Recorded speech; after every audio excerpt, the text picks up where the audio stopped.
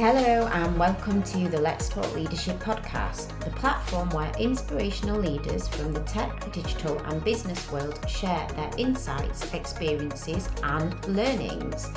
I'm your host, Sandra Patel, and I'm thrilled to bring you conversations with some of the brightest minds and most passionate leaders in the industry from across the world.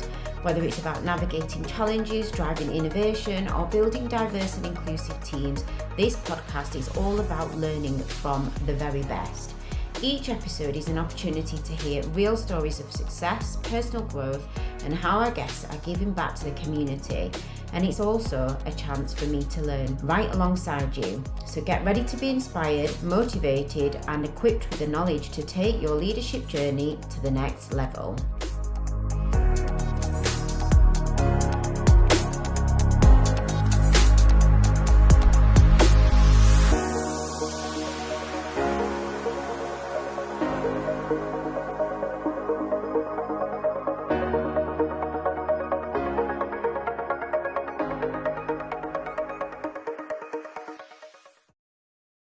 Hello, and welcome to the Let's Talk Leadership podcast, the Culture Edit.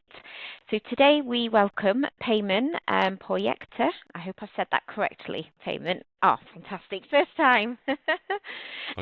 Who is founder and MD of a advisory business in Germany that provides IT strategy, talent strategy, product management, business strategy, and much more.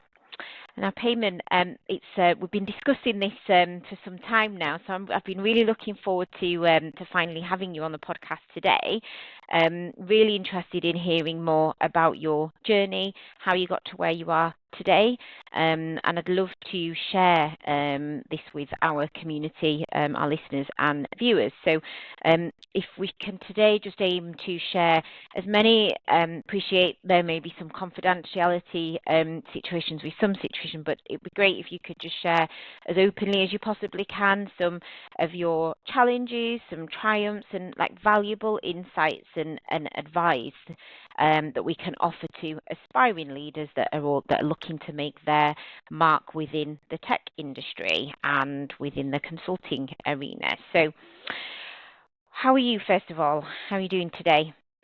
I'm great. It's a sunny day in Berlin. I'm happy to be on the podcast. Thank you so much for the invitation, and I think it's a great topic.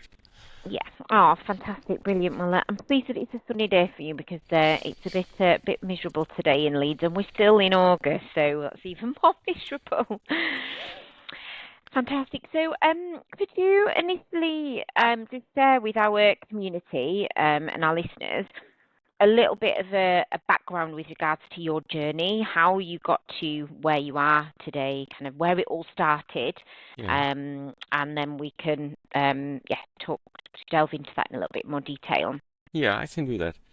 So, I think my journey started more or less like in the university. So I started to study electrical engineering, and I realized it's not the right thing for me. So I stopped that and then jumped into looking for jobs in the software engineering area because I knew I have some kind of technical interest, but I couldn't find anything. So the only thing what I could find was a position as a media designer for the non-print area. That means like building websites and stuff like that. Yeah. But the team was really nice, and they told me you can directly start to develop also software. So they sent me to a Java workshop, and they started to work with them for 7 years on different kind of projects, mainly in the field of digital asset management. So I did much more. So I became in the end a software engineer, but it was not planned like that in the beginning. Let's say it like this. And parallel to that, like I had three bosses at that time, which is maybe not so common. Wow. Yeah.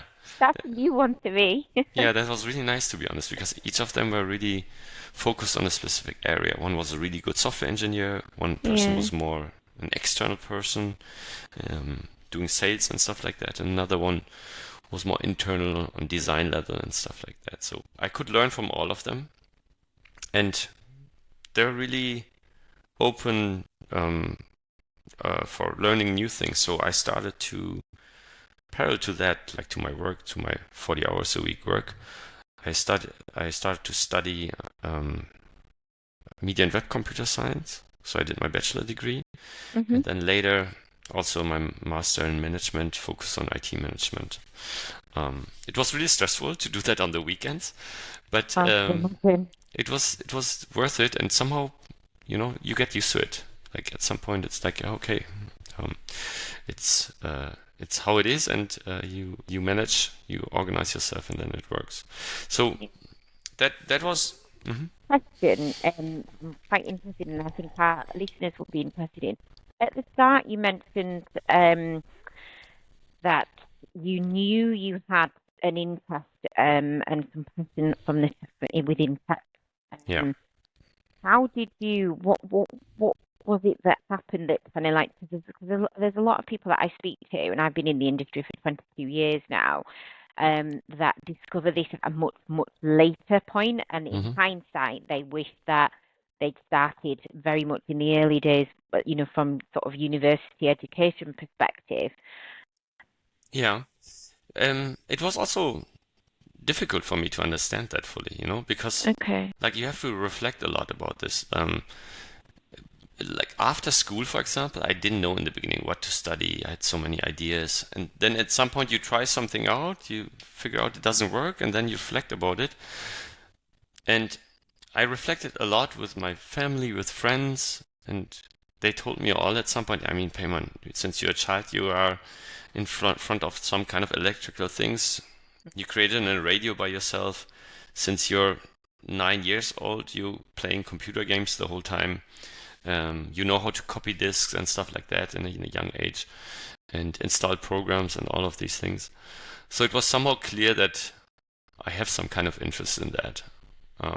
And then I thought, okay, let's work on that. So I think this kind of reflection helps a lot. So to have someone from outside who's looking at you, and it's funny because that's what I mainly do in my work right now. So I'm an outside person who gives some advice to a company. So that's in the end how I managed to figure out that, okay, this kind of technical stuff, because technology is also a very big topic, right? Like electrical engineering, I realize it's not my thing. Like I'm more interested in software development. Okay, fantastic. Yeah. And then how did you make that shift? You have become, you'd worked your way up, hadn't you, and become a seasoned CTO. And then obviously you made that shift to, Yes. setting up your own advisory business. Yeah. So after my master degree, but all this stuff happened in Essen. It's a town in west of Germany. And after my master degree, I had an offer because I did workshops in Berlin. I had an offer from a company in Berlin, and I had friends who had a shared flat, and one room was free. So they offered me come to Berlin, do this job, and I did it, and I jumped into the startup world mainly. And one of the first companies I joined was a really small company, like 3-4 people. They were busy with artificial intelligence. It was 2015. So all this ChatGPT stuff was not there yet. And there I became a director of engineering. So the company was 4 or 5 people in the beginning. And when I left the company after 3 years, we were around 90 people. We had an office in London, one in New York. The technical team was around about 25, 30 people. And I had to direct these people. And this kind of growth, which the company had and I had,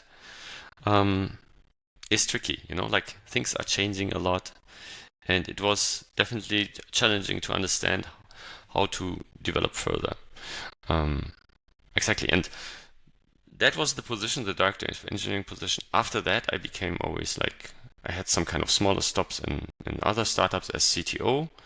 But from that day on, where I was a director of engineering, I had this kind of experience of how to grow a team.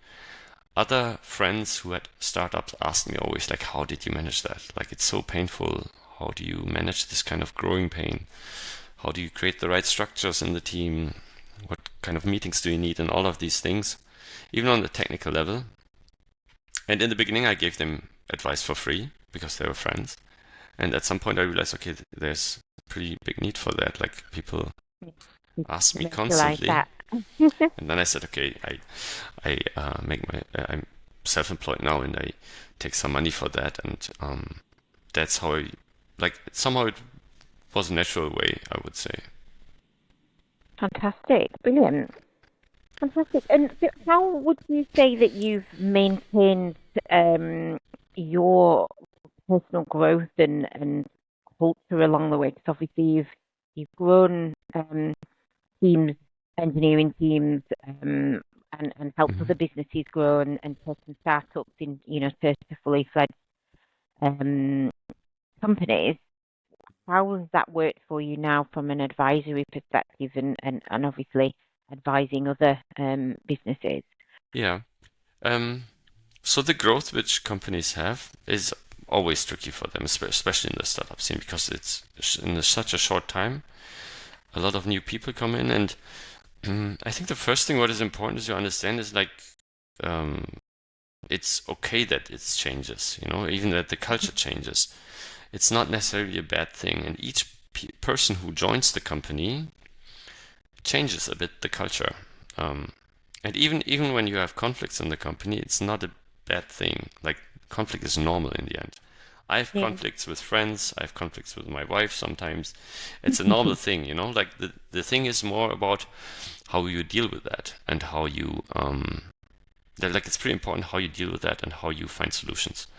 Um, I think this is important to understand. And then the second thing is maybe also like the hiring part was really important for me. Like I really tried to figure out who are really the best people to join in this kind of environment because it's growing so fast. I was often, not always, but often very much looking for independent people, people who have some kind of autonomy, who can build a little module, a little product, which we need in the company, who are not necessarily an expert in one field, who have also sometimes like an all-rounder view. Um, Yeah. And I guess that takes us nicely on to, 'cause I know we wanted to discuss a little bit today around diversity and inclusivity, and has that had, do you feel that's had a significant impact on company culture, and how do how have you helped businesses navigate that challenge and increasing their diversity and inclusion? yeah, I since I'm in Berlin, it was always even before, but in Berlin it's a bit extreme, I would say. It's very much international, often Hmm. the businesses, and I feel that it has an influence on the innovation in the company. On like first of all, it enables people and the potential of people, and the results are often very much innovative, and I couldn't foresee that. The example which I gave you, like the company where I became director of engineering, the Hmm. company in the beginning was focused on companies who facing bankruptcy and then analyzing the documents. And they figured out at some point, okay, we have someone who's really good in the legal area here in the company. We have someone who's really good on, like, has an understanding for the real estate business. And we have also someone who's a really technical guy. So he understands how to do this with AI.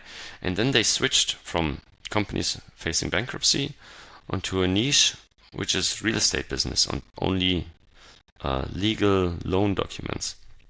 So I think if they didn't have this kind of uh, diverse setup in the beginning of, you know, one person was from India, the other one was German, one was a bit older, the other one was pretty young. So I think if they didn't have that, it would not be possible. The second thing I would say is like you have higher commitment from the people and identification of the employees. For example, I was working um, like 3 years in the company. I was very committed to it. Like it had this kind of international um, atmosphere and was really interesting for me. In the end, everything what I did, my software projects was a little like my baby, and I realized that it's also interested in for everyone outside, like talents, very high skilled talents, were interested to work in this kind of environment. Yeah, fantastic. I tend to agree. I think I think it does completely impact and shape culture. But I think also if it started in the early days, it does give everyone a sense of belonging, and it Hmm. does create more loyalty and absolutely innovation, because it's different people, different backgrounds have completely different views, ideas, perspectives. So I'm a big DEI advocate myself as well. Um, what would you say to date has been one of your key challenges that you faced when cultivating, either cultivating culture for businesses that you've directly been employed by, or whether it be, as in an advisory capacity? Um, I I think there are three things which I always see. Hmm. The first is like politics. You always have that. Yeah, Like, um, just different people, isn't it? But it's the yes, same stuff everywhere. this is something what always is there. I try to not be much busy with that and be really focused on my goals in that company and Yeah. um, deliver goals, and results. Hmm. Then I see also often like established and new employees that they have conflicts. So that, um, for example, often when a new employee comes in and he has a higher position than another person who is already like 3 years in the company, people are triggered. And this is something what I think on the people management level needs to be managed, needs to be explained. I, I realize when you involve people in the processes of hiring, for example, and you make them understand why we're hiring this person, even when he's then maybe your team manager or something like this. And if they have the chance to choose that person with you, then it's easier for everyone and makes more sense for everyone also. And the last thing I would say is the part of restructuring and transformation. Like when you're a small company, like small startup, like 4 or 5 people, like really small early stage, it's pretty easy to organize yourself, you know? But when you become like 30, 40, 50 people, you need to think of how to set up the organizational structure that it doesn't get too bureaucratic and people have enough kind of freedom to take their own decisions and are enabled. And yeah, every time when I join these companies and tell them some of them are not really open or have other understanding of how that should work, and then I need to really explain and tell them like based on my experience that this kind of hierarchical situation which you try to build with one person with 15 direct reports, it will not work. Like um, yeah, you have all these bottlenecks then and stuff like that, and I think in the end, often people understand it, but it's still hard to adapt to it, because they have the fear of losing things and stuff like that. Yeah, absolutely. And it's change, isn't it? And everyone has some level of aversion to change, don't they? So I think it just takes time sometimes, and like you said, helping people to understand from based on your own experiences, how things can, be improved, and the positive impacts of taking some of these actions and changing some of these things can positively impact the culture. But it's always one of those things easier said than done as well, isn't it? Yeah. Fantastic. So it'd be great now just to share a little bit more of your kind of like insights around leadership, leadership styles. We touched on this when we initially had our initial conversation. To start with, how would you describe your leadership style? Yeah. Um, yeah. So other people call me sometimes the gray eminency. I can't really 100% identify with that because I don't feel like eminency. Gray is fine. Yeah. But I hear that sometimes from other people. I would describe Okay. myself as a a strategic observer. Mm-hmm. Like especially when I came into this role of leadership, I had the impression that I have to be loud, I have to be a talker, a speaker, be on stage and stuff like that. And other people were telling me, yeah, you need to be a really good listener. And both of that is true somehow. I need to do that from time to time, but this is usually not my focus. I'm really an observer. Because people can talk a lot, but I really try to look at what exactly is happening. Uh, what are the facts in the end? And in my early career, like I met one person, like if the dad of one of my friends from the past.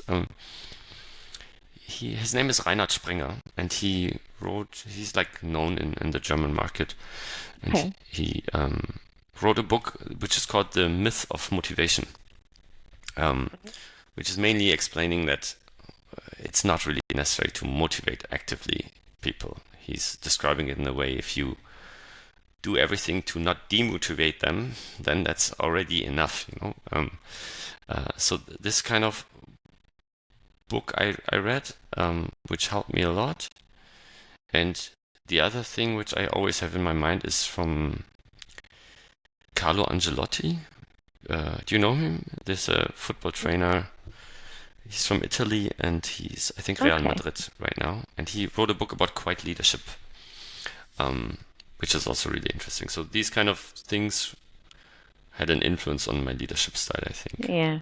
Yeah. Oh, fantastic. And thanks for sharing a couple of books. I always find that that's really useful to share with the community. I'm always interested in a new book or two, particularly around leadership. So, yeah, thank you for that.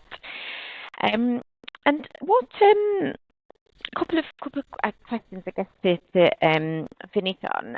Well, actually, one key question that often crops up on our podcast is imposter syndrome.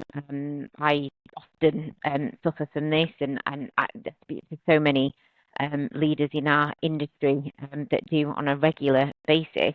It's like I said, it's a topic that comes up frequently, particularly within leadership. What are your thoughts on it? And do you work with businesses and do you coach people around imposter syndrome? What tips and insights can you offer our audience? Yeah. Maybe first of all, um, I think everyone has that, right? I had that before, and I'm sure maybe you or other people had that too. I think to an extent it's natural for most people to experience. I just think people have varying levels of imposter syndrome that Yeah, can often prohibit them from progressing yeah, their career. that's true. So I had that when I was in this kind of role, like I was climbing up the ladder, being an Mhm. expert in the beginning, and then becoming a director of engineering and CTO and so on. And in the beginning, you don't learn to become a leader, right? Like you don't really learn that. Like you're an expert in that field, and then they tell you, okay, now manage 5 people, and you're like, how should I do that? And then in that moment, you feel already like an imposter because Yeah. you don't know what you're doing in the end. Uh, and then it changes again. Then at some point, you focus more on the leadership tasks. You understand how that works, and then you realize, okay, I'm not an expert anymore. And I think the important part is really to understand your new role. To understand, okay, I have a management role, I have a leadership role,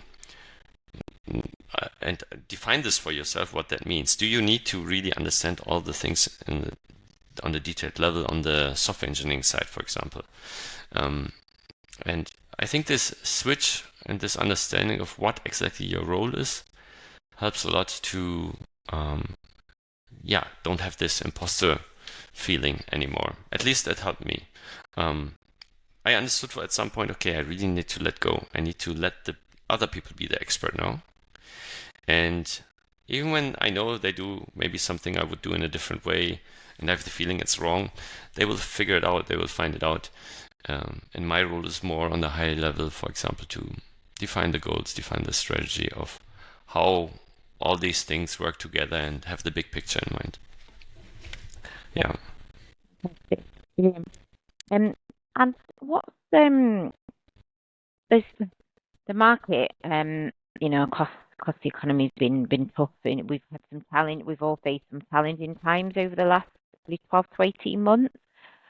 Um, and I think right now, a lot of our community are probably quite interested in hearing about, what they can do to learn, to develop, to elevate their careers.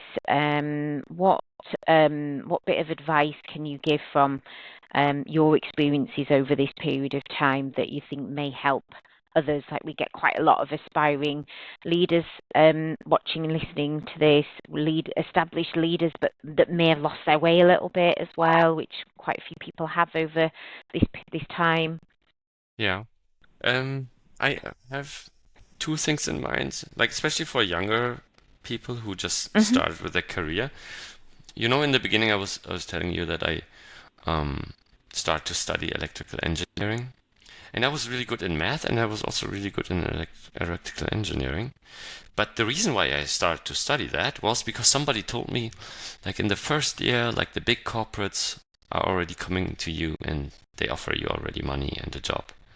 So I was running for the money, you know? Yeah.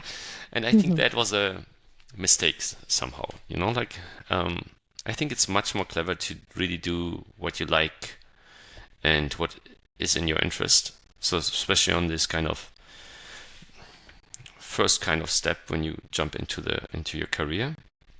And the second thing is like um, you always need to invest in yourself, in your skills, especially after university, because you don't have like you learn things by doing it at work.